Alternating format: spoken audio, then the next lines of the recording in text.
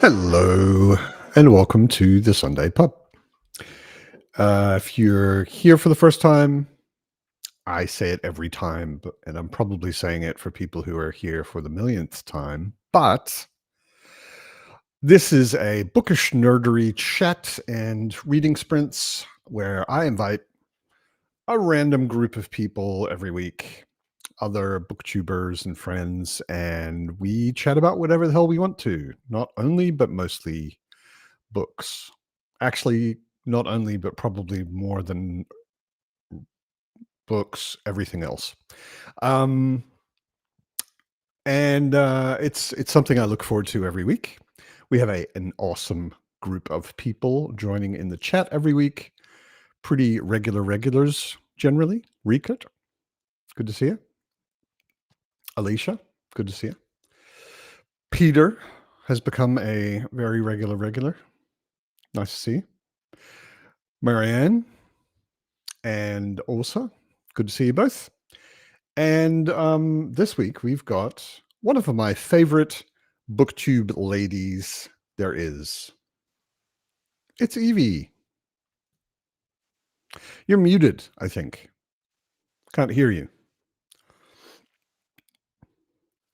You have old arcade video games in your house and a pinballish. True, Marco. Yep, that works. Okay, cool.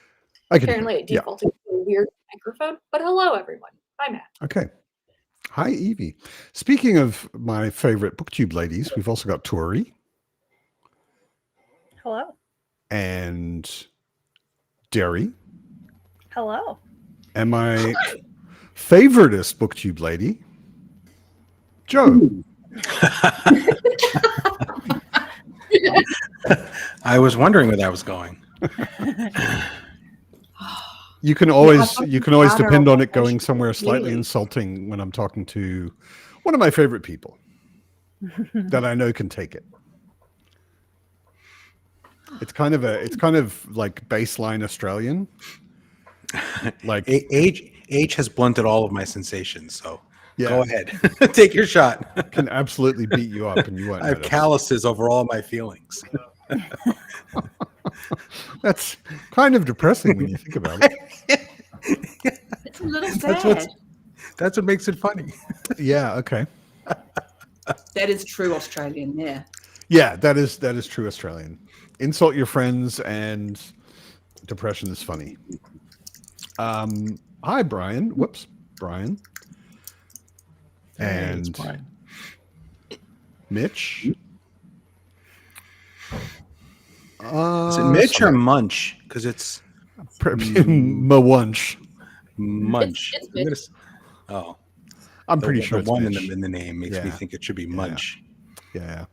Hi, Claudia. And Thornall arrived just in time. So, Your official name now, Joe. Lady Joe. Lady Joe. I like it. I think it'd be Lady Byrne, wouldn't it? I think someone with more Lady authority Joe, than yeah. that would have to anoint me a lady. I'm not sure. I'm not sure you have the authority there. I especially considering I come from the colonies, and they definitely don't give us that kind of authority. I was just in Germany. I was so excited. Well, thank you, Peter. I'm really glad you're enjoying it. Yeah, cool. Shield of the Mothership. Yeah. That's the latest book published in my series. Nice. Right. My mind's not on Shield of my mind's on the next book. The next book's with my line editor. The next book is with my line editor. So I've been working on. So for me, that's the one I've been working on. I'm like, you're reading. Oh no, that's a different book. So you were just in Germany. You told me in chat that you were on a cruise, which proves, first of all, that you're too old, and second of all, that you have too much money. Well, old is so true. So I'm on this. It's a cruise line called Viking, and they specifically cater to American boomers. So it's people from other countries. It's very English speaking oriented, but there are people from other countries on the cruise, but it's really primarily, So we were once again, this is our second time with them. We were once again the youngest couple on the ship, who were not with their parents or grandparents.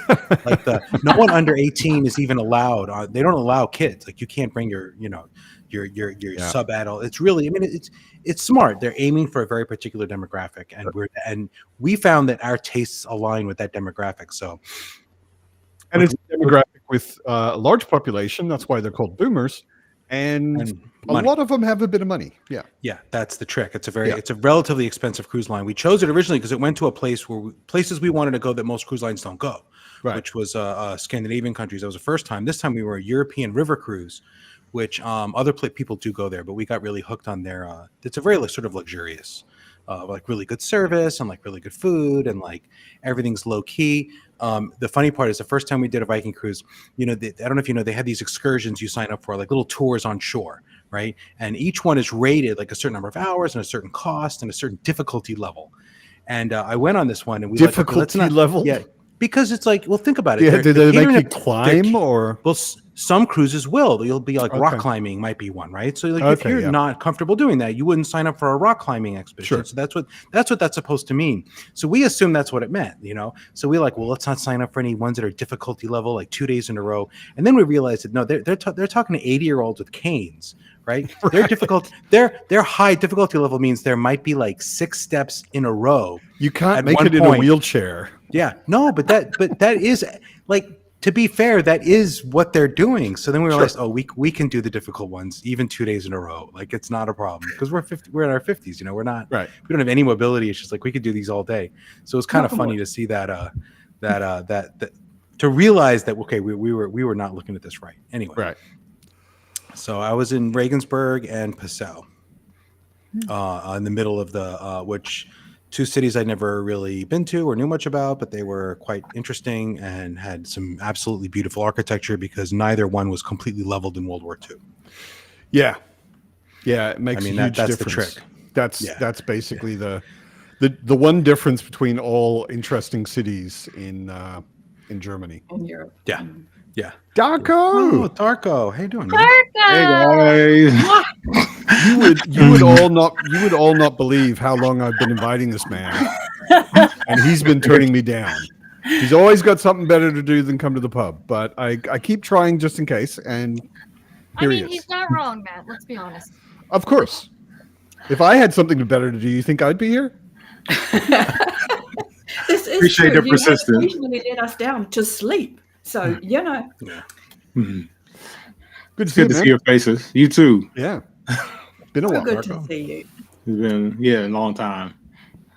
You even got your own personalized neon now. That's so cool. Very cool. Thank you. I do. You're My officially a proper booktuber now. I am officially. cool. My husband bought it for me for my birthday present earlier this year. Good husband. Yeah, that's great. Also loving the shirt, as Brian says. Oh, thank you. I thought Brian would like it. It's actually why I wore it. It's a very Brian shirt. Really Wait, good to the audience. Good move. I can't quite tell. Are those dinosaurs on your shirt? There actually is like people, like artwork. Oh yeah, cool. it's a Keith Haring shirt. Yeah, exactly. Keep Right. There you go. Right. Note Very to cool. self: I need to wear my glasses. So Yeah, that's all right. I can zoom Darko whenever we need it. Whoosh. Yeah, I didn't recognize it. I know Keith Haring, his work very well, but I didn't recognize it at the little size either. Very But- cool. Yeah, I it's didn't Keith, become a fan until they started using him in fashion. Keith Haring, little dancing people and dogs, barking dogs. Mhm, Those are yep. things he was always scribbling. Yeah, cool. That's great. So Joe was telling us about his cruise. Yeah, Germany, like one of my first experiences in Germany is I got in the car with my ex-wife and some friends. We were going to a course in a different city. And we drove over there, and I kept looking out the window, and I kept feeling like this is a really weird town. And I eventually said that. I was like, we were going to Kassel. And I eventually said that, and my wife said, well, do you notice a pattern? And I was like, yeah, it's like you'll have one building that looks like it's 400, 500 years old, and then you'll have 3 buildings that look really ugly. They were built in the 50s. And then you'll have 10 10 buildings that are really old. And she was like, yeah, Kassel wasn't carpet bombed. Yeah. It was randomly bombed.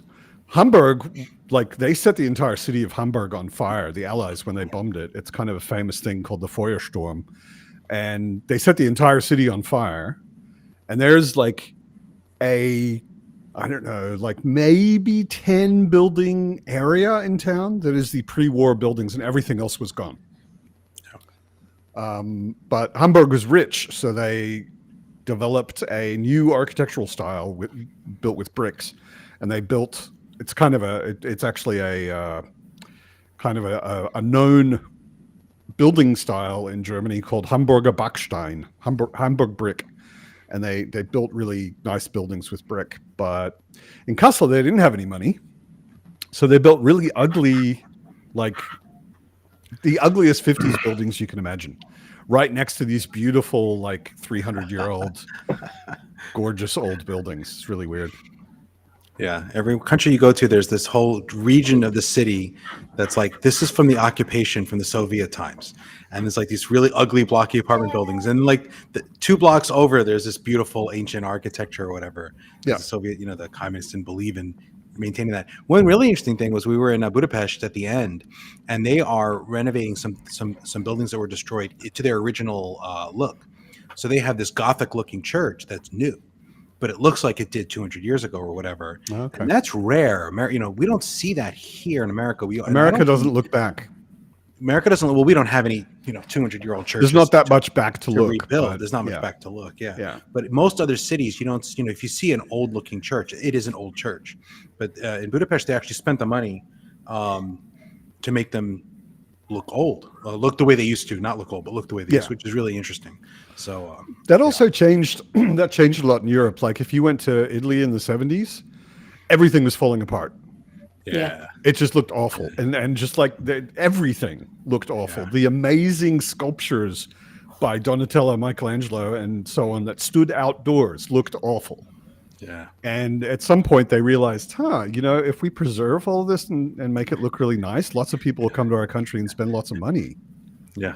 And now it looks very different than it did back then. The other then. funny thing is every town patterns their tourism after Italy, which means everywhere you go, there's a store selling gelato and Aperol spritzes, like everywhere. And it's like you would think an Aperol spritz was like the town of ancient Europe, the drink of ancient Europe, which it's not, right? No. Like, that's not. But they must have realized, hey, people are buying these up like in Italy like crazy. We should sell them too. Yeah. So you get all these desserts. Like, what do we sell to tourists? You get all these desserts and stuff that are, this is actually our ancient heritage. It's like, no, it's not. Gelato's not even heritage. Czechia. Like that's not true. I mean, gelato's pretty great. Yeah. No, it is. Yeah, that's more the point. But And for a long but they time, pretend infrastructure money was going on trying not to let Pisa fall over. They did some crazy things to try and stop it falling over, and one of them almost made it happen. So it was an interesting time in Italian old things. It was just it was also, I think, a very fundamental sort of mental shift. Like now, if you talk to people in Rome or Florence or whatever, they're very proud of their beautiful old buildings and all of that. But back in the 60s and 70s, everybody was like, what? It's just a building. Who cares? Yeah, it's just old. It's just, yeah. It's totally changed. I mean, that changed, like living in Europe. I've lived in Europe for a long time now, but when I first got here, it just constantly on every corner blew my mind. Like I lived in buildings that were older than any country I'd lived in. Yeah. Like I've lived in America, I've lived in Australia. They're both very young countries. And, I lived in a 400-year-old building. And in Germany, it's like, what do you mean? Every second building's 400 years old, unless it was. so you live in one of the new ones? Yeah, exactly. I actually went in a building in, what town was that? I was visiting, I was touristing, but it was a building that was built very much in the Edwardian style. It was in a small city I think it was in Lüneburg or somewhere near Hamburg. So like the typical, when you think Shakespearean architecture, that's Edwardian architecture, like the white walls interrupted by big dark beams of wood and everything. And from outside, if you looked at it like up the street, It just looked like an old building. If you looked at it straight on, it was leaning, like really obviously. And then when you went inside, because it was a historical building, it was open for tourists and stuff. You went inside. First of all, the ceilings were about here. All of them, the entire building. I was there with the short friend, and she was really enjoying herself, and I got a back problem, like wandering around this building because I was like this the whole time. And then secondly, you go up the stairs, and you could see where the stairs had been kind of patched because the building was moving, and the stairs were coming away from the wall. You know, it was like old, like you can't imagine old. You know, and coming from America or Australia, everything in that town, except the people, was older than those countries. You know, like there were people living in those buildings when the only people living in America were Native American.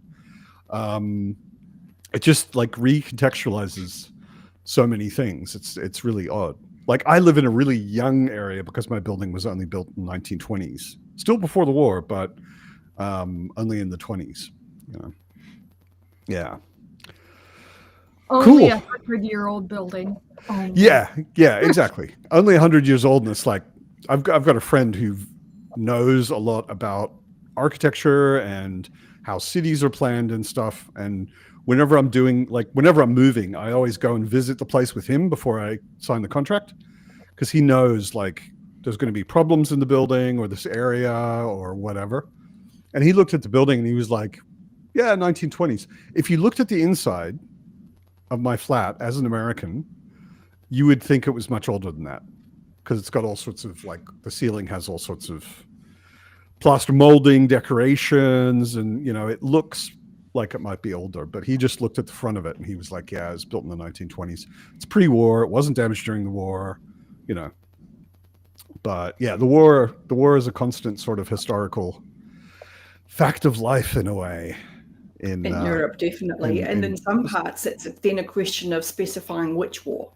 Are we talking a world war? Are we talking the 100 Years' War? Are we talking the Jacobean War? Which war are we talking about?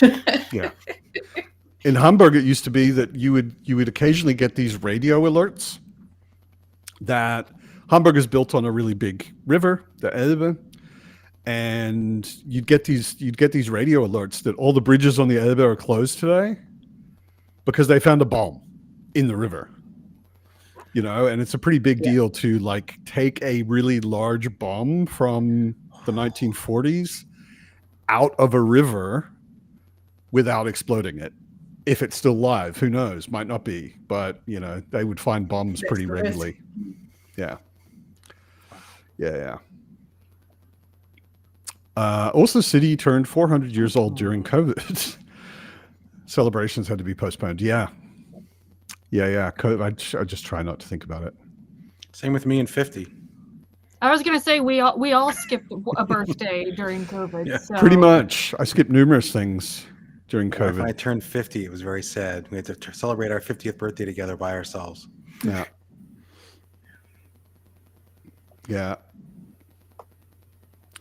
Aperol Spritz, but made with Prosecco. That's how you're supposed to make it. Yeah. Aperol, Prosecco, a dash of seltzer. Yeah. That's the classic recipe. Yeah, it's very popular, or has been in the last year or two, in Berlin. Not with tourists, but in like when it's warm and you go to a cafe or like a cocktail bar and everyone's sitting outside, all you see is orange. It's everywhere. Look who else it is. My maybe second favorite lady on BookTube. Hey! Nice. How are you? He's the ultimate hot girl. That's true. Person. He is hot girl fiction. I am the hottest of hot girls. Carlos is amazing. He wrecked the book I loved this week. Awesome job, Carlos. What book? Which one's that? I read The Calculating Stars by Mary Robinette Cole, and book one of the Lady Astronaut series. And Carlos recommended it a good couple of months ago now, at least. Okay. Raved, which is unusual for Carlos. And just tickled my mind, and I put it on hold at the library and thought nothing of it, and postponed it a couple of times, and it showed up this week, and I thought, oh, I'll read that. I finished it at 2 a.m. yesterday morning, and I was like, that was great. That was really great. It's a very good book. It's a really good. If anybody has ever watched the Apple TV show For All Mankind, and you like the bit where all the women are training to become astronauts, just that's a whole book, but add in also a meteor hitting Earth and alternate history. It's pretty okay. I got to meet Mary Robinette at Worldcon. Did you? Cool. Yeah, I mean, briefly. I got to embarrass myself in front of her, make her think I was a schmuck, and then say a few words and then move on. It was highly embarrassing. I basically interrupted someone without realizing, someone who was already talking to her, but I thought they were done. So I threw myself in like the worst kind of all geek ultra fan, like the worst stereotype, like the person who hasn't showered in 3 weeks and all the other things you associate with the person with no social skills who sees a science fiction author that they love. I became that guy. I embodied him in every way. Now I'm going to be some like cautionary tale for Mary Robinette in the future. She'll be like, don't do what this guy did. And she'll use me on writing excuses one day. Like this schmuck did this, because she's done that, but she doesn't name anyone, but she's done that. So I'm like, I'm that guy now. So you may end up in a Mary Robinette book. I may as the most annoying character. Not a villain, just sort of an annoying side Just annoying, character. yeah. Just annoying. Okay. Yeah. So, damn.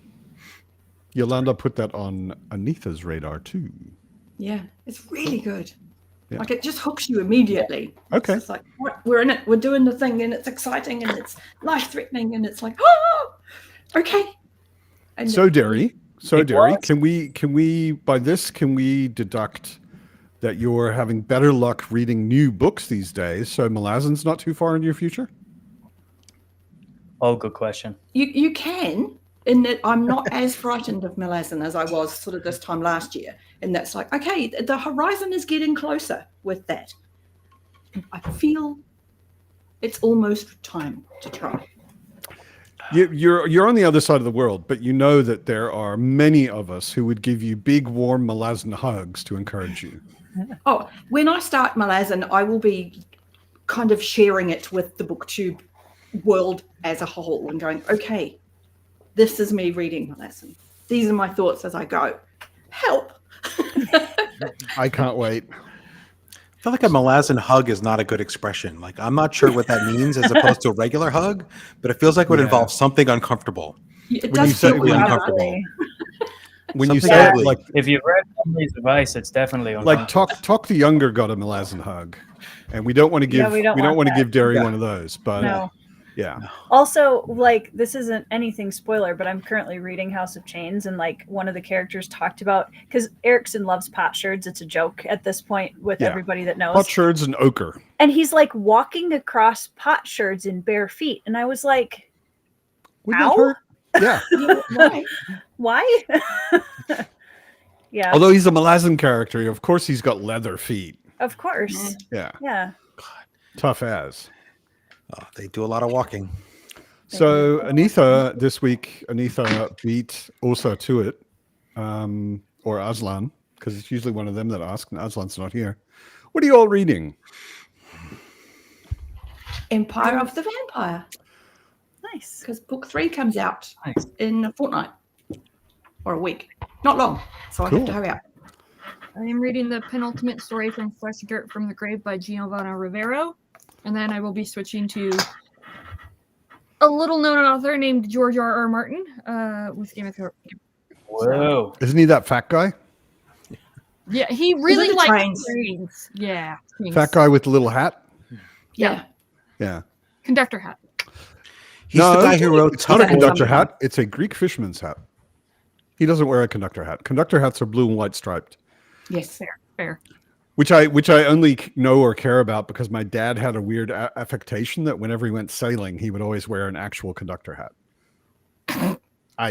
It's ridiculous. I used to tell him all the time, but yeah, that was my dad.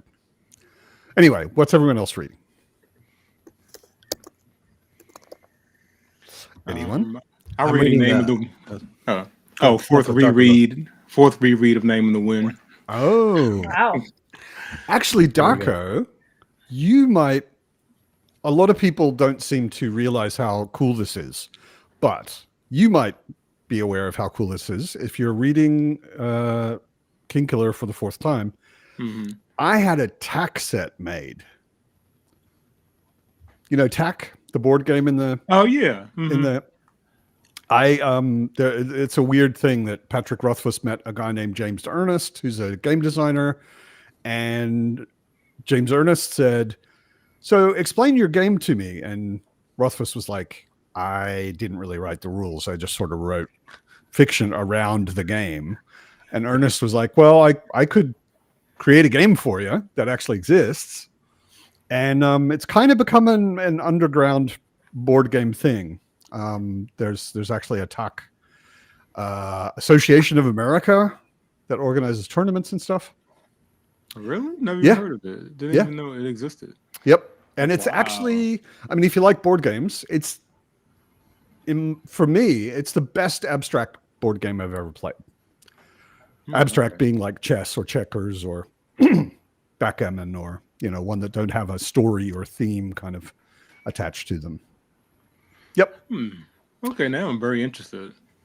Look it up. It's now actually hard to find because they only produced a little small amount of the set, and it wasn't a runaway hit or anything. They did a Kickstarter which did pretty well, but you know it didn't go much bigger than that. Oh man, well I have to see if I can find one. I'm curious now. I didn't even know. Wow. Okay, I can send you pictures. please do. Yeah, because I've got a really gorgeous tuck set. I designed it, and another guy built it, and he's sending it to me tomorrow. Yeah. Nice. Yeah. So, plan to reveal it next week. Oh yeah, I could hold it up if it's here. I mean, he's sending it from America, so we'll see. Okay. What's everyone else reading? I'm on the new Will White series. I guess it's called The Lost Horizon, and I'm on the third one, and I'm having a really hard time getting through it, and I don't know why. I don't know if it was vacation brain or if there's something I don't like about the book. I'm trying to figure it out if it's not working for me because of something in the because it seems to have everything I should love in a book. All the elements. It's like this science fantasy. There's like wizards on spaceships thing, and that's right up my alley. But for some reason, I just don't want to read it. So I'm trying to get through it. Figure this is the beauty of being a writer. This is the good and bad part of being a writer, right? If you have a bad book, you can get value out of it. It's like, well, what makes it bad? What mistakes are made? And then I can know if I was just as a reader, I was just like, well, this just sucks. There's no win in reading a bad book if you're just a reader, as I was most of my life. Now it's like, well, now I can try to figure out where did it go wrong for me at least. So that's but I have such a huge queue right now. It's not even funny. Well, that's everybody. Yeah. That is pretty much everyone. That is everybody. So I shouldn't complain. I'm always kind of surprised when Josh is much more of a spreadsheeter than I am. And when Josh says, I have 62 unread books, I'm like, first of all, how do you know that? And second of all, only 62? Really? I've got like a whole shelf.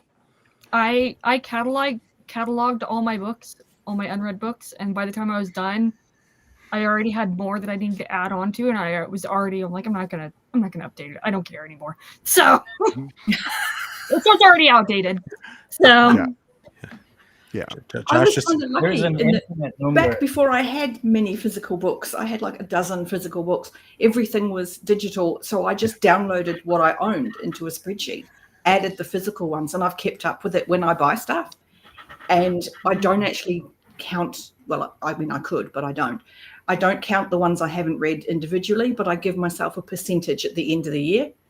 And of all of the books I own, how many percentage-wise have I got unread? And at the beginning of this year, it was 16%. So I'm okay with that. That is pretty good. I'd put my percentage somewhere around 30, probably. Probably be worse. I'm thinking like 60. Same. I have a extensive spreadsheet that I just finished cataloging, and I haven't even touched my Kindle yet. None of my ebooks are on the spreadsheet, and I'm at like 700 physical books, and I think I'm at 42% read. Wow. So This in is what you call fairness, aspirational shelves. it is. And also I always tell people, like, I unhaul books if I don't love them, give them at least 4 or 5 stars, they leave my house immediately. So even though I have a higher unread percentage, a lot of the books that I didn't love leave my house, and then the percentage drops back down. So I do that, and it drives Yolanda insane. She's like, but that book had a soul, and you gave it away. At least you're not burning the them. soul and deserves to be loved. I always Yes, I talk about it as rehoming, and then I bring it down to the charity shop, and I bring a big bag to the nice lady, and she goes, "Don't worry, they'll go to good homes." Yeah, and I'm like, she gets it. No. don't put any of my books down. Make sure that nice people adopt them. This is a no-kill shelter. It always makes me really sad. In Germany, it's pretty standard that people will fill a box with books and just put it on the street with a little sign, free to take, you know? And I always walk by them. And of course, the books that someone didn't want enough that they just put it in a box on the street, I always look and I never find anything. Even if it's in German, I might take it, but I never find anything. But I always feel bad for not taking anything. It's like, I should probably put these books somewhere safe so they don't get rained on. But anyway, look who it is. I have to agree with Anita. Hey. Hey, Chris. Nabo. Good to see you, man. Hey, Chris. Someone else I met Hey, at guys. Worldcon. Can you hear me okay? Yep. Yes. Who does count books? What were you saying, Darko? I have to agree with Anita. Y'all are crazy. They don't know how you count books. I do not count. I did it a long time ago. Oh, I actually wanted to ask someone like Tori, who is an obsessive spreadsheeter. Are you just sitting there typing all that shit in? You're fucking nuts. I manually type every single book. I used a thing a long time ago, which I think ended up not being very successful or popular software, and I think it might have died out. But it was an app which also had an online version. You could also download everything into a spreadsheet. And basically what you did is you just scanned the the barcode on the back of your book, and it pulled out of Amazon's database, and you got all the data. Nice. So you just make a stack of books and go boop, boop, boop, like you're in a bookstore. And it would just add all of them to your catalog. See, but if it's the wrong edition and gives you the wrong page count, that would drive me nuts. Yeah, but you can go through and check that stuff. I will also just say, look at the cover and make sure. And, in fairness, so I'm quicker. a mom with 3 young kids, and my life is kind of crazy, and I can't tell you how therapeutic it is to sit down with a spreadsheet and just type something out and see it all there. It's really nice. So I actually found it really therapeutic. I've done it twice now, and I really love it. Yeah, I feel you. I feel you. Yeah, I was gonna say I'm a new spreadsheeter. Derry's probably the spreadsheet expert. I know. Well, and Evie's a spreadsheet queen as far as I'm concerned, because she sent me her spreadsheet. Yeah. When I had a really brief moment where I needed more order in my life, and got on. And then he saw my spreadsheet and he was like, "Oh, I don't want order anymore. If that's what order is." Well, see, the thing is, I'm a designer, right? So I look at a spreadsheet like yours, and I'm like, it's got good bones, but it needs renovation. And then I cut out like 80% of it, and then made it all look nice and made it readable, and then it was good. No, her spreadsheet magic is amazing. My spreadsheet's unreadable. This is a personal attack, y'all. Yeah, that's not nice. I will balance that with a compliment. Your spreadsheet does amazing things that I will never need. Fair, right? Fair, like fair point. I looked in all of the all of what it's figuring out in the background. It does so much. Evie's what? spreadsheet is a thing of beauty to my nerdy soul. But for my book wants, it just did so much that I didn't need. I was like, yeah. So I made myself an easier one. It just does what I want it to do. To be fair, it did start off pretty simplistic, like, title, author, page count, whatever. And then I was like, oh, I want to start tracking this. Oh, I want to start tracking this. And this is over the course of the past 5 years, ever since 6 years? I don't know how time works. However long I've been tracking the books. I think 2019.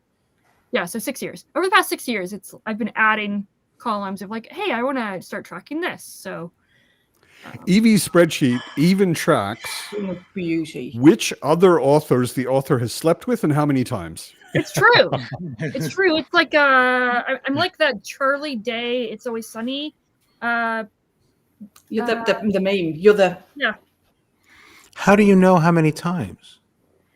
I mean, it shows in the style of writing, Joe. I mean, also you gotta calculate the number of books they've written together times the page count divided by how many authors are involved, and it's You should see the chart that she generated out of that, where it shows you not only like which author has slept with who and how many times, but like multiple ones and threesomes, and it's really impressive. It's like that's before you even get the publisher involved. You get like the bigger name is the one that slept with the bigger bubble is the author that slept with like more people. It's fine.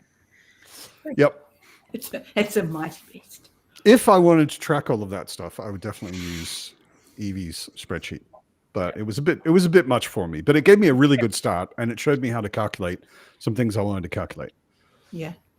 I'm a designer, so I turned like 3 different sheets of Evie's into one column, which is like a bar of comparative length of books. And I was like really happy when I figured out how to do that. And that's me. I'm like a designer looking at spreadsheets. And Evie's spreadsheet is also like 6 screens wide. It's true. And Yes. I was like, I if I can't read it when I'm looking at the thing, I don't want it. For anyone that's in Excel or any sort of spreadsheet, we're in the BA Oh my God. territory. Oh my Lord. Oh my God. So I don't even know what that means. like That's a there's lot of A columns. column, B Oh column, yeah, the AA, and then you've now we're used in the- BA. Yeah. the entire alphabet, and it's lapped. Yep. To the next Twice. part. Next, right.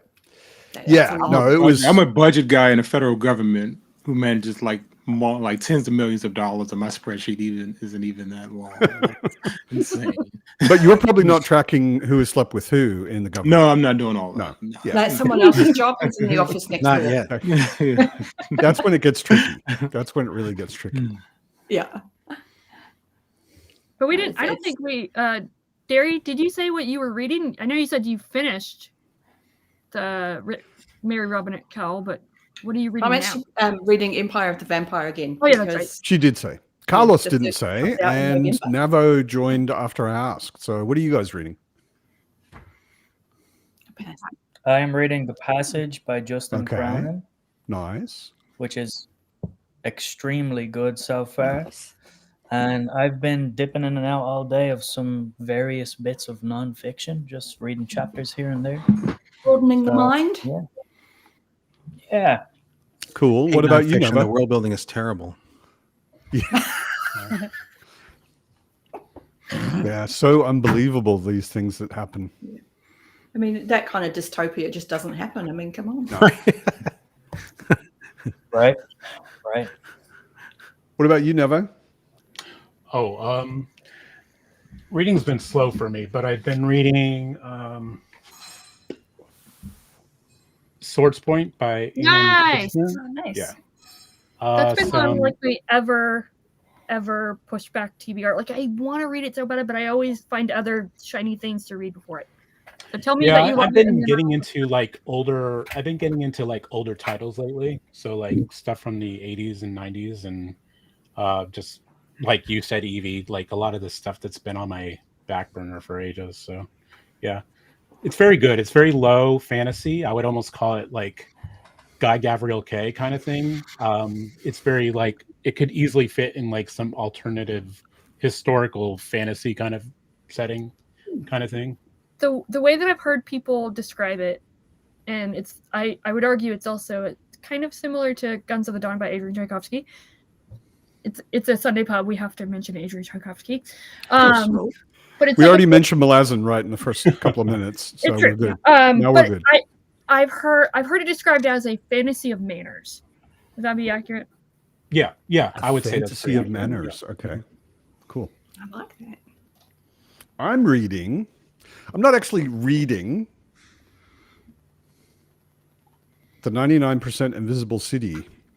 It's I say not actually reading because it's It's more one of those books that you flip through and read a section here, read a couple of pages there. It's structured in lots of like 1 or 2 page bits about one thing. It's by the guys that do my favorite podcast, 99% Invisible, which is about design, but in a very broad sense. So they get into urban planning, architecture, how flags look around the world, all sorts of stuff. They do really, really interesting podcast. And they created this book because they had all of this information in individual podcast episodes about how cities are made and what people do in cities and how they're built and iconography and like every kind of aspect you can imagine about cities. So this is a lot of those things put together in small essay form. Nice. And it's fascinating. It's so interesting. There's one of my favorites was Hyde Park. Hyde Park is a really big, very beautiful park in the middle of Sydney, where I used to live. And Hyde Park has an obelisk in the middle of it. It's this huge obelisk that was built to be sort of a copy of the Cleopatra obelisk that the British stole. But it's like a replica or kind of homage to that obelisk. And it's a sewer gas exhaust. Chimney. Yeah. That's hysterical. So, I mean, it is also this really cool obelisk in the middle of the park. But back then, people started noticing kind of a weird, unpleasant smell around it, but nobody knew why. Because the top of the obelisk is like this, and the holes where things come out are up there, and you can't really see them. And apparently, every city has invisible sewer. I mean, every older city has invisible sewer gas exits built all over the city, all over the place. And there's one in, or actually, it's slightly different. In Paris, there is an entire 5-floor building that is a fake facade that has no roof, and it is a metro, like a subway exhaust exit. So if you fly over it, you see roof, big hole, roof. But on the street, it just looks like buildings. They built an entire fake facade, or actually they probably maintained an existing facade and built this exhaust behind it, you know? New York City has that. Yeah. It's crazy. So many interesting things. If you've ever wandered around a city, I mean, a lot of it's very America focused, but because the guys that do the podcast are in San Francisco. But if you've ever wandered around a city and you see sprayed on the ground, all over the place, sidewalks, roads, sort of neon, like a line and some numbers and maybe a symbol and whatever, they explain what all that stuff is. You know, like what the codes mean, the different colors have a meaning, and they're basically they're marking infrastructure. Like if you're going to dig here, there's electrical shit underground, or there's a sewer pipe, or whatever. But they explain what a lot of that stuff means. Just all sorts of details about how cities are built and weird. Because I can't decode that spray paint on the side of the road, but I always know it means there's going to be construction soon because it's marking those things. So. It doesn't necessarily mean there's construction. If it appears suddenly, digging up, if it appears suddenly, apparently it means there's going to be construction soon, because the way it works is when somebody wants to build something, they have to get approval from the city. The city sends a guy out who knows what's there and he marks it. But then once they've got those markings, they will maintain them. They'll stay there so that in the future somebody would know. You know. Oh yeah. It's about the ones that appear. yeah. If it suddenly appears, it probably means there's going to be construction soon. Yeah. It's a fascinating book. It's a really fascinating book. But like I said, it's not. There's no narrative or anything. You can flip it open at any page, read 2, 3, 4 pages, and you get some fascinating nuggets, and you can move on. Otherwise, I'm reading pretty much the same thing I was last week. Good old Dan Simmons. It's a short story collection by him. And they're good. Nice. They're very good. One day I will read the rest of the Cantos. You certainly should. What are you reading, Evie? Oh, I said earlier. So Oh, I'm you did reading shout, the yes. penultimate book and then Game of Thrones. So Awesome. Did you say disagree, Joe? Stop at 1. It's take Stop your time at instead and 1? read the rest of Dune. I do need to actually reread God Emperor Dune. So Yes. Snow Hyperion. Reread God Emperor over and over again. Do you need Much to better. reread God Emperor though? Yes. Do you really? Phenomenal. it has been 23 years since I first and last read God Emperor of Dune. I mean, so. if you really want a dry book with lots of philosophy, I'm sure Jared Henderson could help you.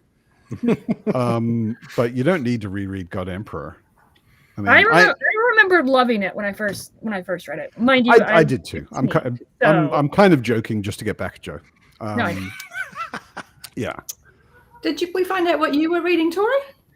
I don't know. Excuse me if everybody said, but my memory's shot. Yeah. House of Change. House of Change. Yes, you did. I'm over halfway through. I'm also designing some basic info for a D&D session 0 this evening. So. Oh. Yeah. Wow. Do you need a player? I'm hoping to do some like multiple little one-shot stuff in the future. I'm learning how to DM right now. Oh, wow. And having great fun. I love it. Weirdly, being a fantasy author is really helpful for building like lore and things. Who knew? No. Who knew? So You're yeah, crazy. I'm doing a session 0 for a couple of friends tonight, and that'll be my second time running a campaign. So Cool. Nice. Yeah, I love it. That's awesome. Cool. Chris I've been sending Chris like, okay, Chris, like, what do I do if so he's definitely been super helpful at the beginning of all that. Are you the DM in your group, Neva? No. Okay. I can barely get my own book out. But you've been playing for a long time.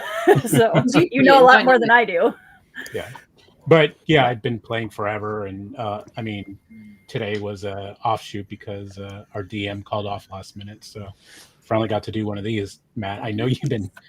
You're in the same box as Darko. It's like every second week I'm just like, oh, I haven't invited Navo. I'll invite Navo. He'll say no because he's got D&D, but whatever. Now it's Jimmy Nuts is also in that box because he's always like, no, I'm going to play golf. Yes. He apparently plays golf every Sunday. So Yes. who knew?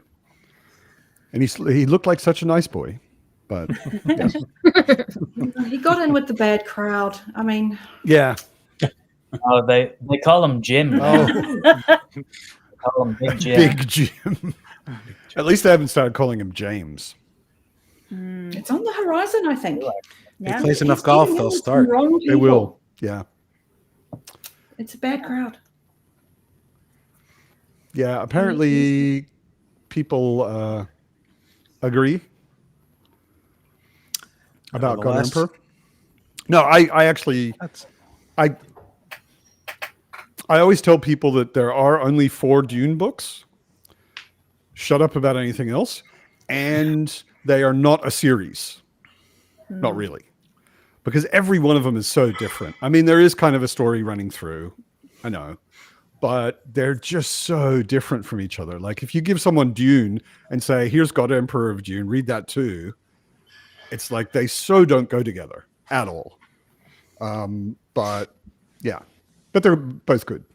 Absolutely. God Emperor is the one where a descendant becomes a giant sentient penis. Basically, right? yeah. Yeah. Gotta read Yeah. that. Although most of it like there's this much evolving into a sentient penis and about this much contemplating the belly button of that sentient penis. There's a lot of philosophical I don't know if just I want to read a waffling book on. that has a penis with a belly button. It's not actually a penis, just to be clear.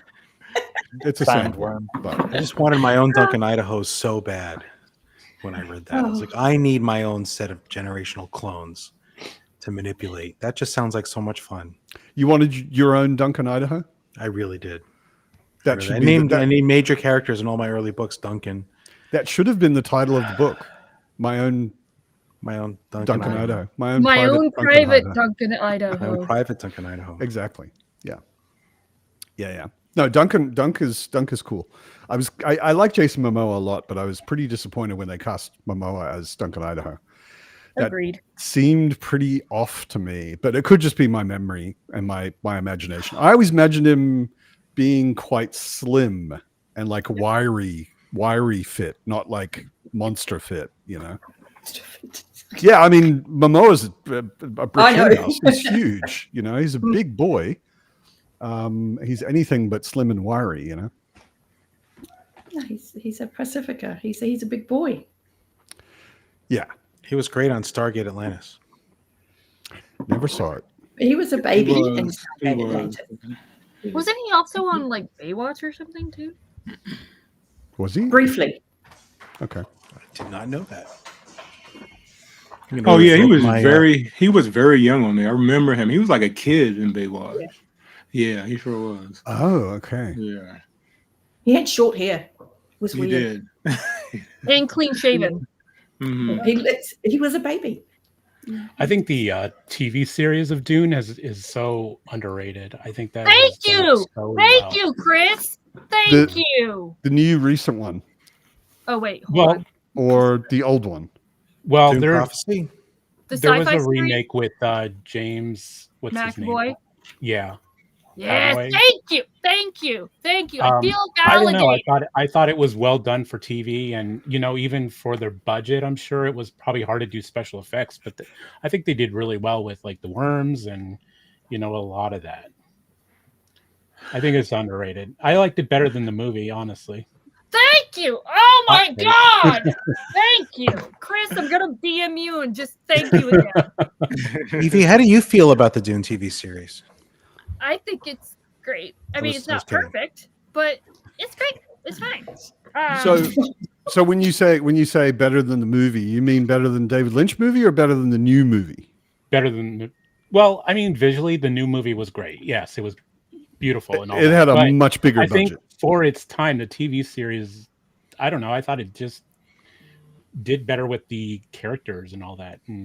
So yeah, I've actually been trying for years. the cast made more sense to me in the TV than the movie. Okay. I've been actually trying for years to find somewhere that I could watch that.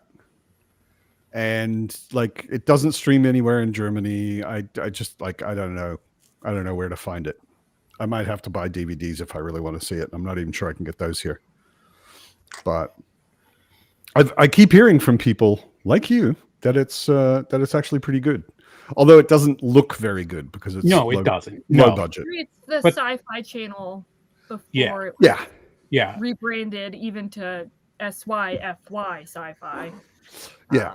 but I think the casting makes more sense. Like when I read the books, the casting to me makes more sense from the Yeah. TV show.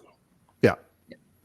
When I saw David Lynch's Dune movie, I thought, yes, Patrick Stewart, but not as Gurney Halleck. Like 20-year younger Patrick Stewart should be Duncan Idaho. That would have been perfect. But yeah, I thought actually what's his face from the new movie was a pretty good Gurney Halleck. Josh Brolin. Josh Brolin, yeah. I suck he at was- remembering yeah, actor names. He was good. Although they took away his musical instruments and singing and everything, so that was also disappointing. And what's the point of Gurney Halleck? Yeah, exactly. Gurney Halleck without poetry or a what's the instrument called? Liar? No. No, I forget. I don't remember. He's got a very particular stringed instrument. Can't help you, never in it. Yeah, it's The ballast. balisette. That's right, balisette. Yeah, Gurney Halleck with no balisette and no poetry. Kind of not really Gurney Halleck. Oh To be well. clear, my biggest and really only frustration that affects everything else in the new movies for Dune is that they destroyed Lady Jessica's character. I will never forgive them for that. So How? They made How? her so weepy. Like the whole That's true. point of That's the true. Bene Gesserit is to control your emotions. Yeah. And maybe one scene of her losing control, which is part of her character arc, but not literally every single time she's on screen, she's weeping. Like, ugh. Yeah. Okay. In the first book, she's basically the boss. Yeah. Like, for sure. And she only gets more so. So yeah. Yeah, that's true. That's true. She was a lot more open-hearted than she should have been, really. Yeah. A pity. But it was a gorgeous film, like visually. That sells me a lot. And I will say that I also appreciated Villeneuve's focus on the colonial themes that Herbert was exploring in Dune, as opposed to the more ecological kind of climate aspects of it. Both are important in the series and in the books. He did seem to just completely forget about the more ecological climate impact. There was stuff. a bit of hinting sort of at it, like you see one of their ecological stations, and there was a little bit with what's her name, Late Kynes, and yeah, but it was definitely a much more secondary or tertiary thing. He was going for the religious leaders are not great, and following anybody blindly is not great, and by the way, jihad. Yeah. Anyways, I will still watch Dune Part 3. I will be mad the entire time as I'm watching it, though. Gonna be honest. Hopefully she's a bit more under control. Like the scenes you see where she's got the tattoos, like the visions and stuff, she looks a lot more like what Jessica should be, basically. Yeah. I do think the Best Served Cold movie got scrapped. I think it was just announced and then it got scrapped. That's what I heard. Because I've heard nothing else about it. No other developments. I haven't been paying any attention to it. But yeah, she was supposed to be in Best Served Cold. Rebecca Ferguson. I like that actress, though. I do like that actress. Yeah. Totally. I mean, it was more a writing and directing problem. Yep. Which I can kind of understand. I mean, like, it's hard to relate to someone who is a mother whose son is being tortured by a witch, and she's just standing outside the door being totally cool, you know? That is Lady Jessica from the books, but it's hard to portray in film and not have everyone go, wow, you're a horrible mother, and not want to see any more of her, you know? But yeah, it was a bit overdone, her weepiness. But yeah, Thornall agrees. Worst Jessica ever. They High did five. bastardize a few people. Yeah. High five. Yeah. But gorgeous film. True. Visually, Everyone go watch Arrival. That's the superior Denis Villeneuve film. And also a great adaptation of the source material. Yeah. Or Sicario, which is not that kind of film at all, but it's a Villeneuve film. I really liked Sicario. Yeah. There's another one that I haven't watched yet. Soldado. Probably that one. Yeah, the one before, I forget the order. The one before Sicario, I also made a point of watching. I think I've seen all his films. And yeah, he's quite a director. Boy knows what he's doing. He made Prisoners as well, right? Yes. That was really good. Okay, Daniel coming in clutch with the weird movie facts. The instrument Patrick Stewart played in the movie was a modified Chapman stick. I've never even heard of a Chapman stick. Okay. Yeah, that actually in the David Lynch movie, I thought that was a very good science fiction instrument.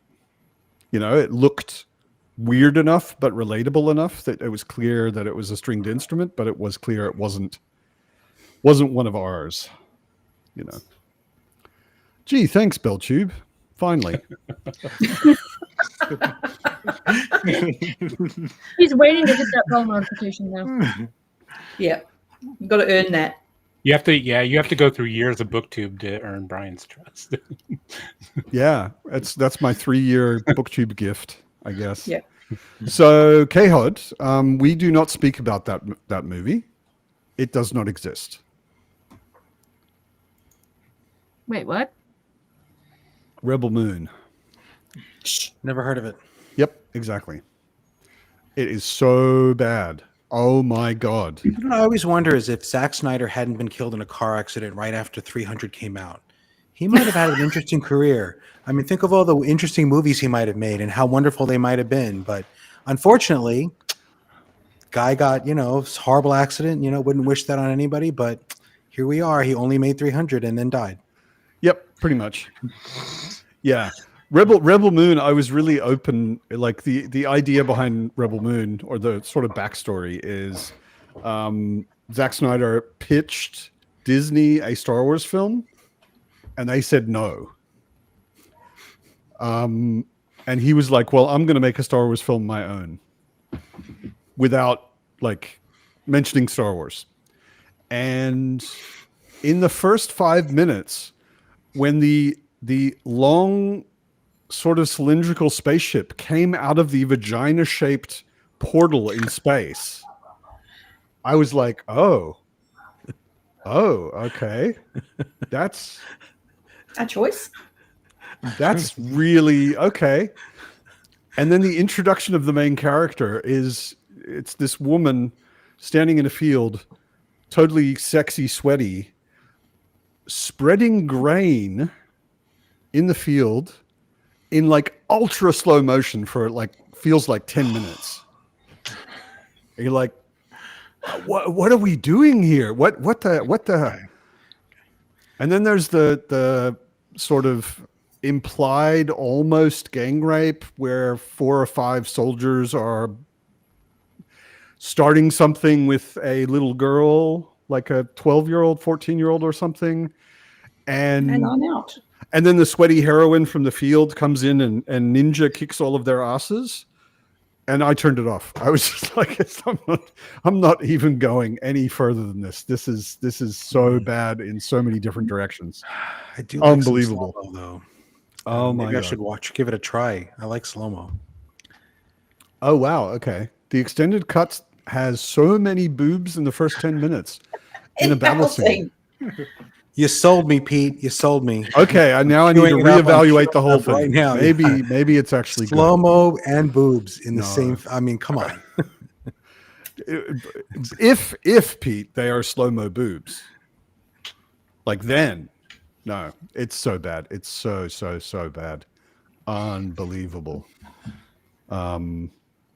Theoretically, I don't imagine it's that hard to make a reasonably okay, non-offensive sci-fi film. And he didn't manage that. Not even. There were some great ones in the 80s. Yeah. Non-offensive sci-fi films that are just fine. There were plenty of them, and they were great. Yeah. Oh my God. So bad. So bad. Isn't boobs in a battle scene really the essence of Snyder's whole thing? Yeah, kind of. Yep. Slow-mo and boobs in a battle scene. Yep. I think he might have just defined why I'm not a Zack Snyder fan. Yep. There's lots of reasons to not be a Zack Snyder fan, including Zack Snyder fans. Well, yes, there's that. Yeah. That's a whole separate discussion. Yeah, if you've ever encountered a hardcore Zack Snyder fan, you're like, I don't even know what you're talking about, but I don't want it. Get away from me. Make it stop. Oh, man. Yeah. It was just... Yeah, exactly, Pete. He wanted it to be edgy, offensive. And I don't know about edgy, but he managed offensive. That's for sure. Yep. Oh, man. So, shall we maybe sprint a little? Yeah, sure. On the note about being edgily offensive about boobs. Yeah. Oh, did you read my book finally? And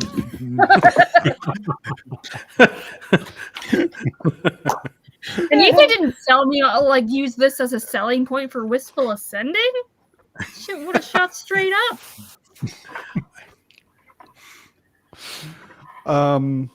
Anyways, yes, I'm. Do Zack Snyder fans even like Rebel Moon? I have no idea. I do everything in my power to never speak to Zack Snyder fans. Yeah. So I have absolutely no idea. So a We've lot, developed our of skills. sorry. We've developed our escaping that conversation skill with Zack Snyder fans. The question, Bex, is do your boobs move in slow-mo? Separate from the rest of you. Right. I mean, are they like affected normally by gravity, or like maybe we need to have them filmed to get it right? I don't know. Or not. Yeah. Man. Whatever you do, don't watch Rebel Moon. Don't watch Rebel Moon. So bad. Just like shockingly bad. Every now and then I'll see a film and I'll think, yeah, this is not for me. I'm not really getting into it, whatever. But like, I don't remember the last time I got 15 minutes into a film and was like, fuck no, I'm turning this shit off. Like, wow. Angry. It made me kind of angry. Really, really annoying. So let's maybe go until past. I'm gonna hop off, guys. I will see you later. Yeah, good to see you, Darko. Thanks for coming. All right. Take care, Darko. And take care. So if you're on screen, please mute your microphone and everybody enjoy your reading.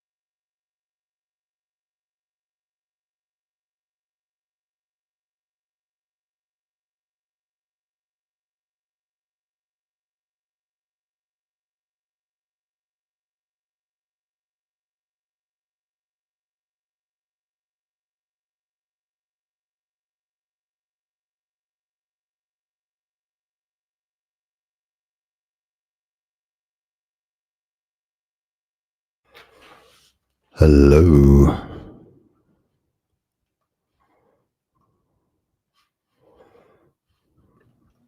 Hello.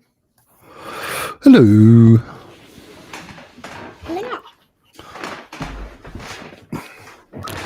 How was everybody's reading? I finished a short story. Well done. I read 6 Right, 'cause he pages had to of put his this horse down. story. Oh. Excuse me, dearie? What? I had to cry because he had to put his horse down.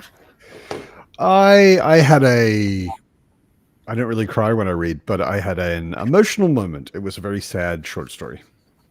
He put his horse down. Did he call it ugly or stupid?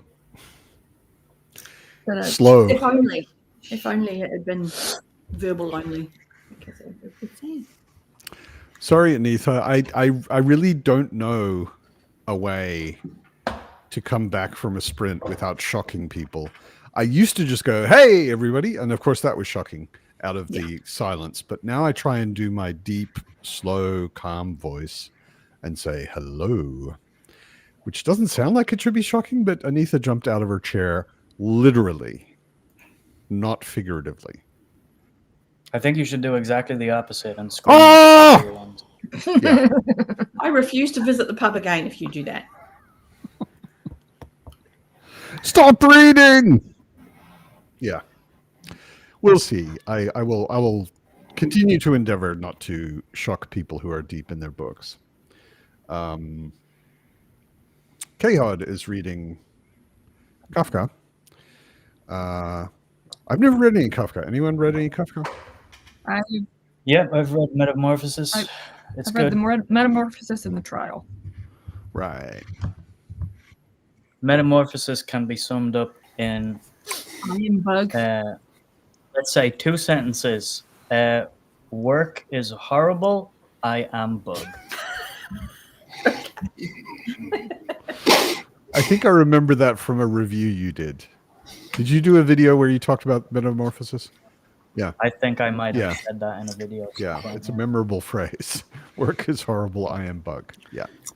I have a running joke in my books where the space station that's gained free will after many millennia is constantly mocking human existentialist authors for their stupid takes on what it's like.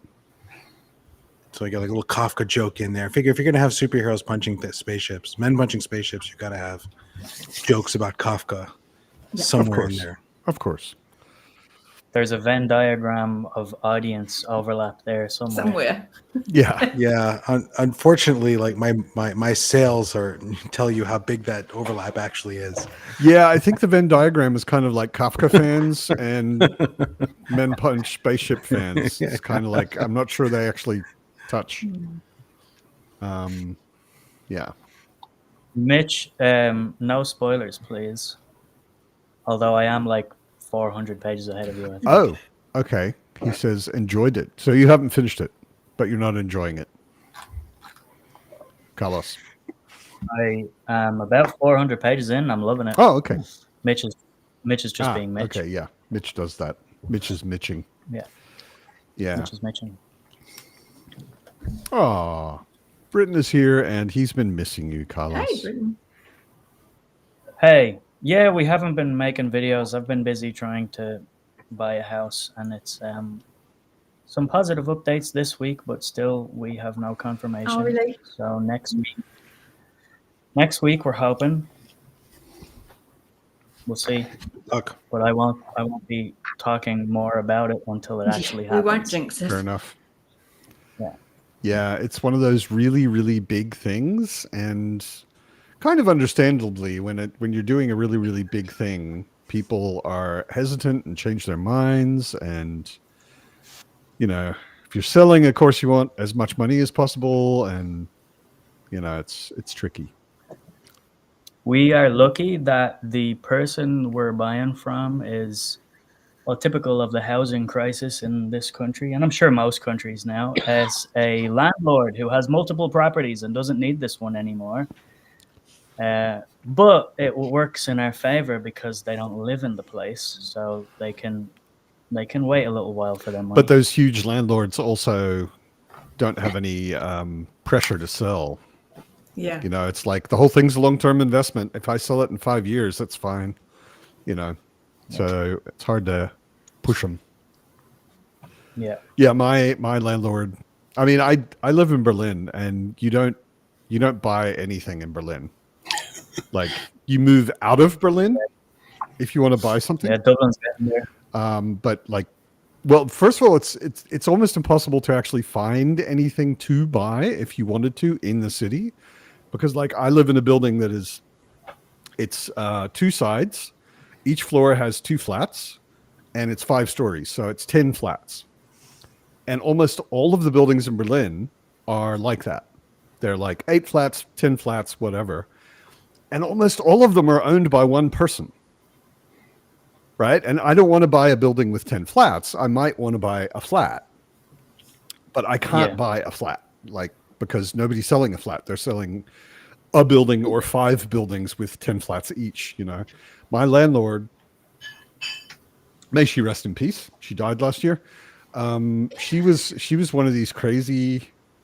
She was totally crazy, like literally, I think crazy. Investor kind of people. Her and her husband started buying flats or buildings in Berlin after the war. And me and a friend who lives in one of her other buildings kind of figured out that she owned at least 10 buildings in Berlin. At least, probably more like 12 or 15 or something. So she was a multimillionaire. Yeah, the fall of the Berlin Wall must have really helped her bottom exactly. line. I think very soon after the wall fell, she and her husband went and bought up a lot of buildings in the East before anybody wanted them, and now it's really cool to live in the East. So you know, she was doing fine. Like in assets, she was a multimillionaire. If you went to her flat, you wouldn't believe it. I had to go to her flat to sign my contract, and I was just like, "You're the person who owns 10 buildings with 10 flats in them all over wealth Berlin?" and having money are different things. Yeah. She definitely was not a spending money kind of person, but also a similar thing. Like she died, and my building, my entire building, is kind of floating in an in-between state. There's a housing management company that is managing everything, but nobody owns our building right now. It's still part of her estate.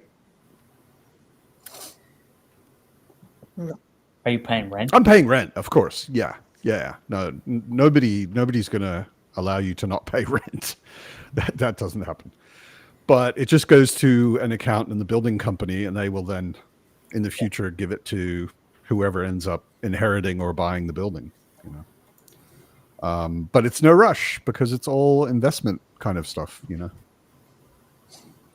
Yeah, the problem in Dublin now is a 1-bedroom flat might cost you $500,000 minimum. Yeah.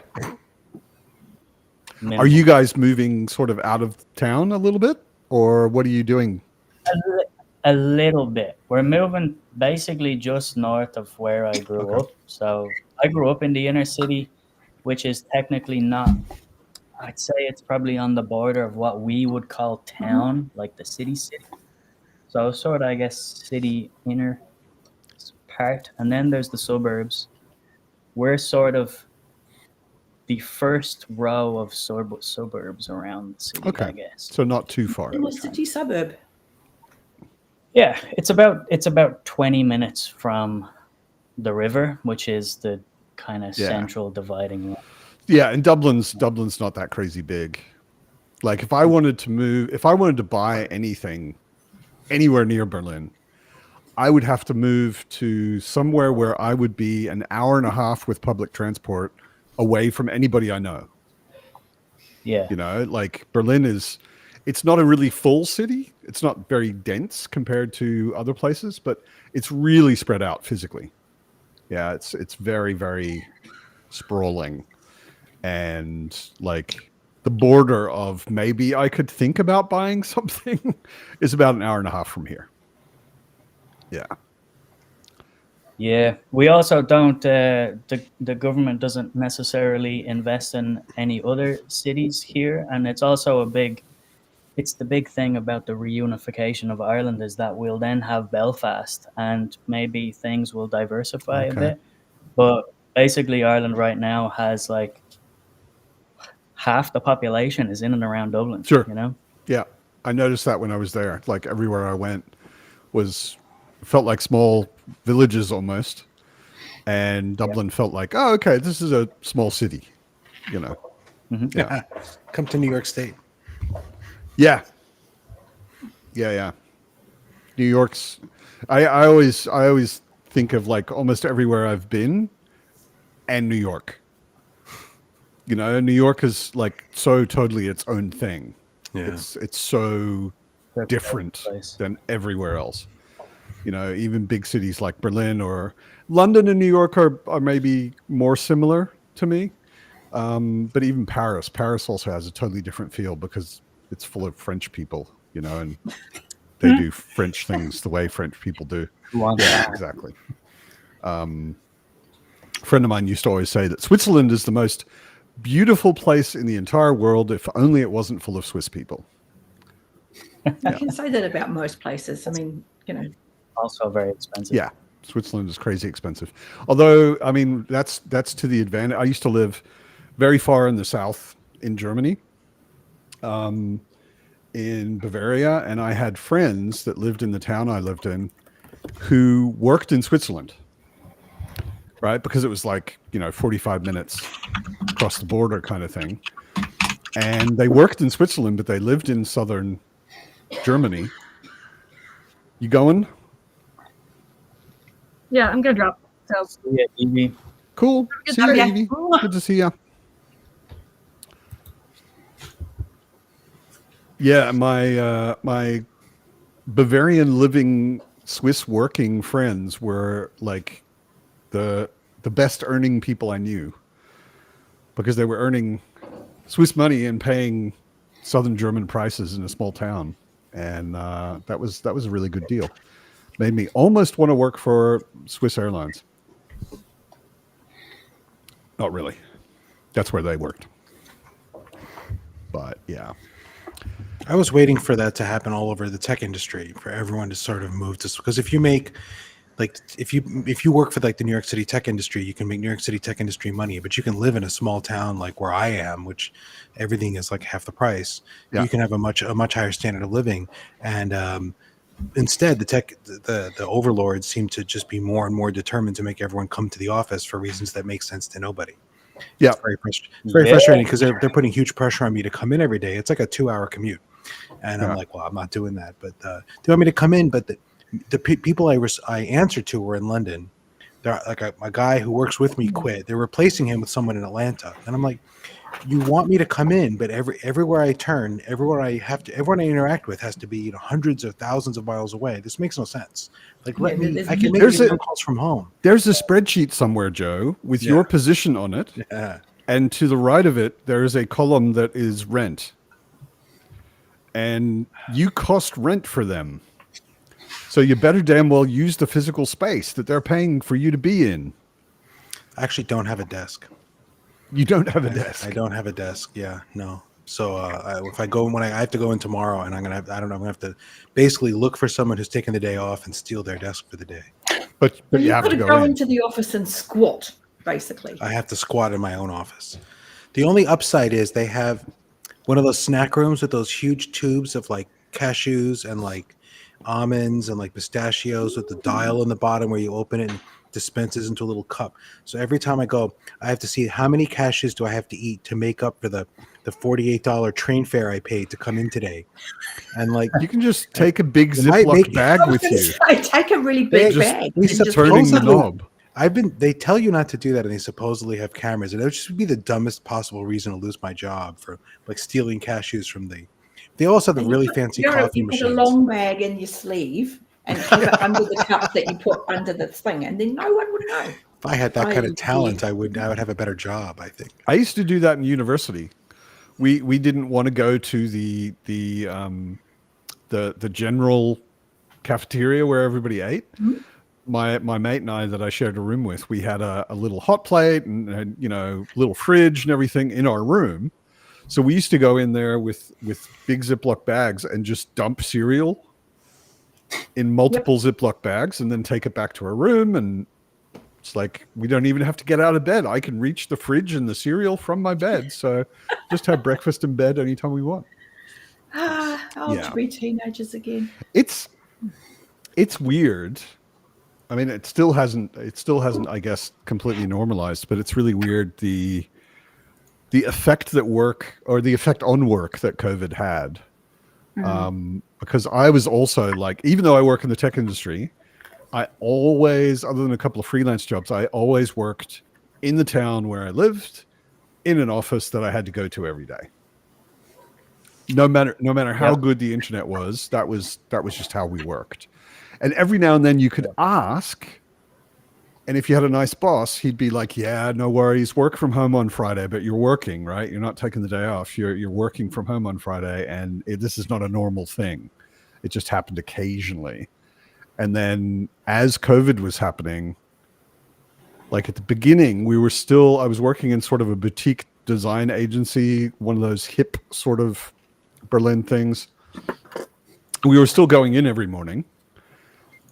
And then after a while, my boss, who's a very sensible person, said, "We don't know what's going on with this pandemic thing and whatever. Why don't we just work from home?" And since then, I had one job since COVID where they said you have to come in a certain amount. And my boss, who's a good friend of mine, was like, "No, you don't." He was just like, "I'm not going to say anything to anybody else. I don't expect you to come in. Every now and then we have like an investor meeting that you have to present something at, and that's going to be in our conference room, so you have to come in." But I haven't worked in an office really since early COVID. What's fascinating is that everybody's productivity remained at least as good. Mine got better. It's yet usually still increased. trying to get everyone to come back into offices, and I don't understand it. I really don't. We've literally proven we don't have to, and it works. I understand it a bit because of what I was talking about before. Like, if you're a company that's been working in offices forever, you've got a lot of rent. Either that, or you've got a lot of money invested in real estate. Change them into residential buildings.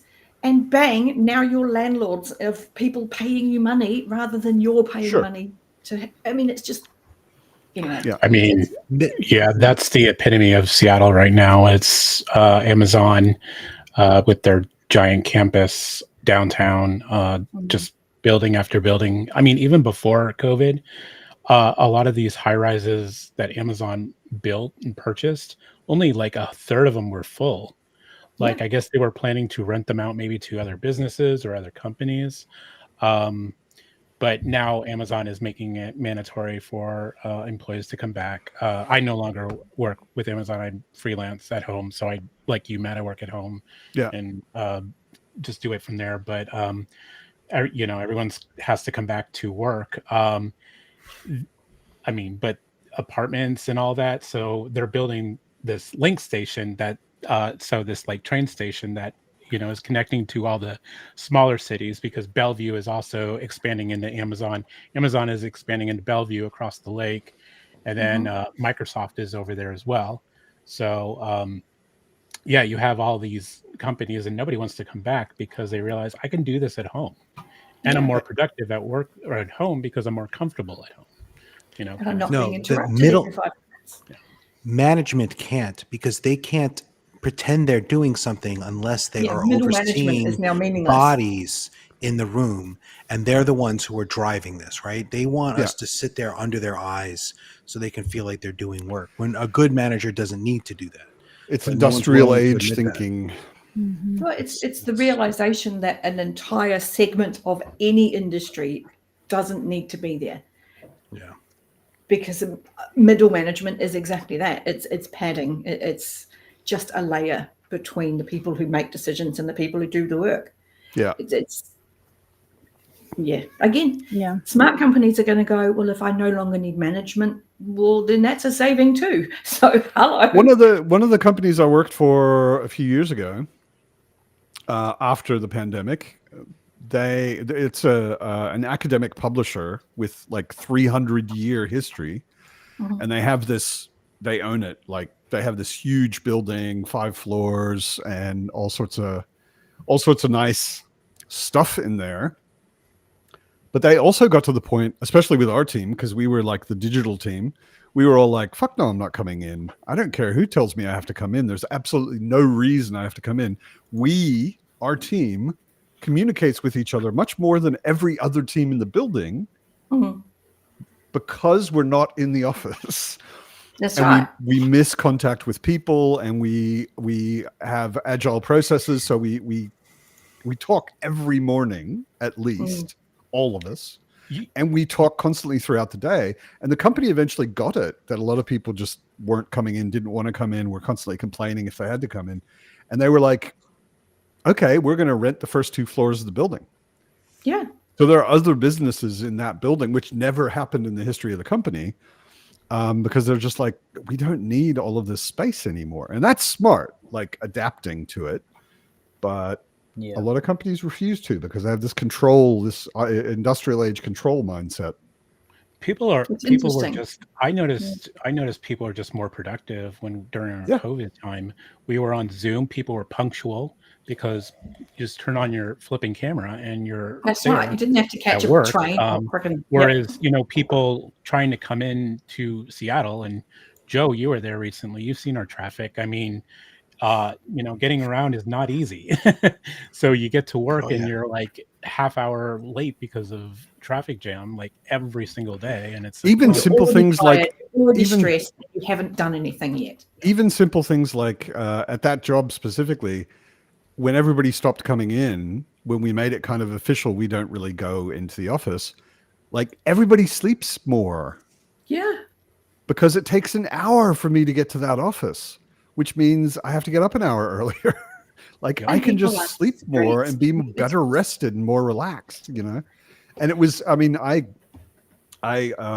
later I got in another job where I said to them, look, I'm directing the entire team.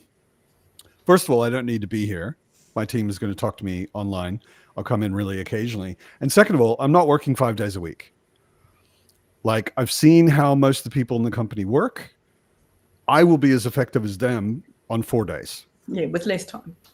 And I'm just not working Fridays. And if you don't like it, don't hire me. That's fine. But this is how I'm going to work. And some of the time I was working 4 days a week. I was working half days, 2 or something days a week. Basically half days. I was being very relaxed, and I was getting everything done that I used to get done stressy in 5 days. And that's the thing. And it'll be companies that are because this is such a period of flux in the world in general, in terms of COVID has set off a whole chain of experiences for people that mean that it's now normal to expect to be able to work from home. And it's so much better than being expected to go into an office that it's going to force change. This is the time for businesses who jump on that now and build their infrastructure around people working from home who are going to succeed. They're the ones who in 5 years' time are going to be at the top of the game, because they I think the important thing is that these places allow flexibility, because you'd be surprised as well. Like I like working from home, but I also do like going into the office just to have that some option. Just to see people, Again, it'll be companies that recognize it and go, you don't have to come in. We have a hot desk office if you want to. Yeah. And maybe it's only got a dozen desks in it, but it's there.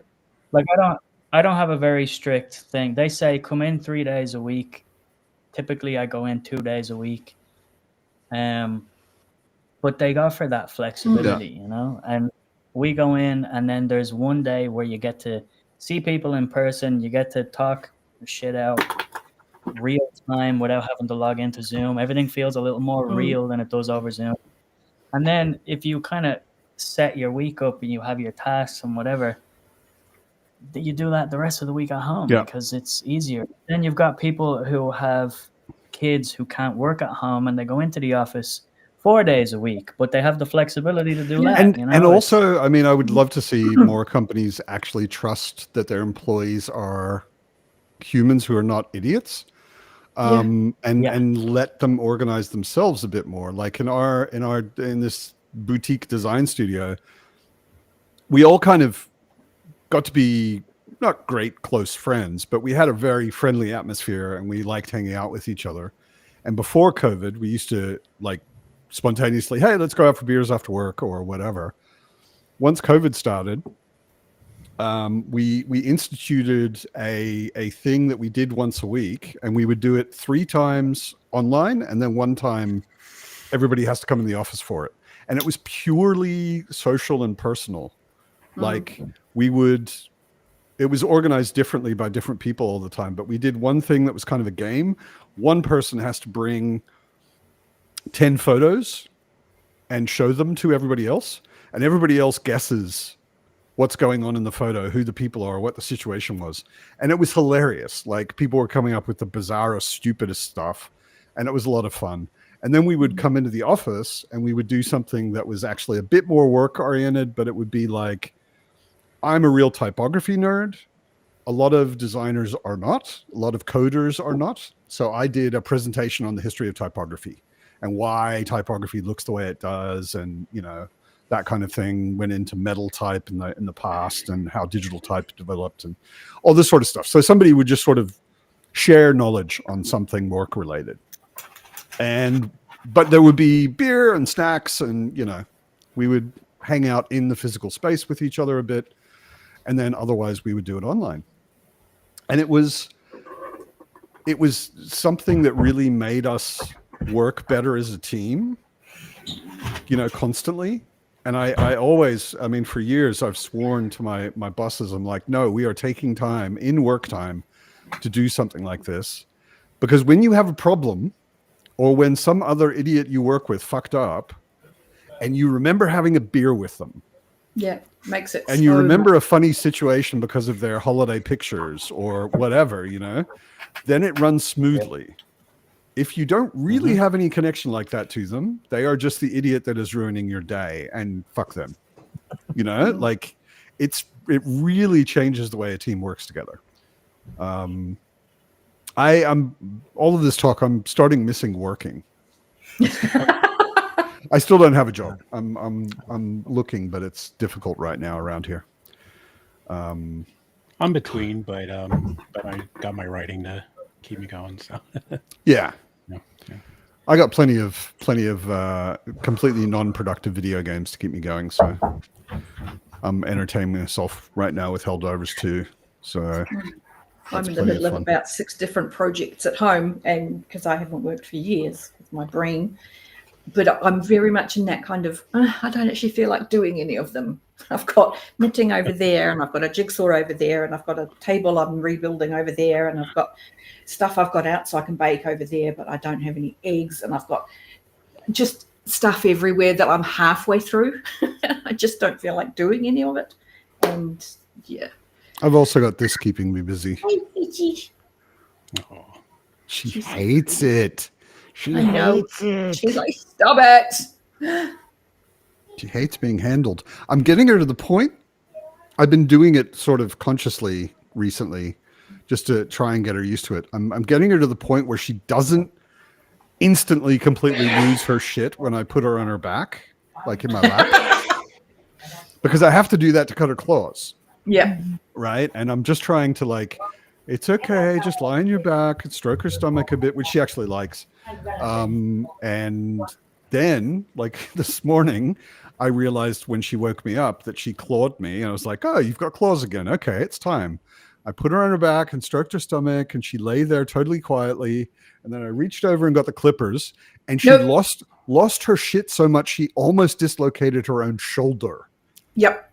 Like I was holding one of her legs so that I could get to her her paw, and she was throwing herself around enough. I had to let her go because I was like, "You're gonna hurt yourself." When you're doing that, when you're acclimatizing them to doing something, you have to include the thing you're going to do. Yeah. So you have to reach for the clippers and touch your hand. Yeah. Not do anything, but you have to include all of the motions so that right up until the point you clip the nail, she's like, "This is fine." It's so mood dependent. Sometimes I can clip like 5 of them before she loses her shit. And sometimes it's just like I grab her paw and she's like, "Oh, I know what's coming. I'm out of here. This is over. Gone." Yeah. And of course, she's, a small lion. So it's not that you can just leave it and not worry. Yeah.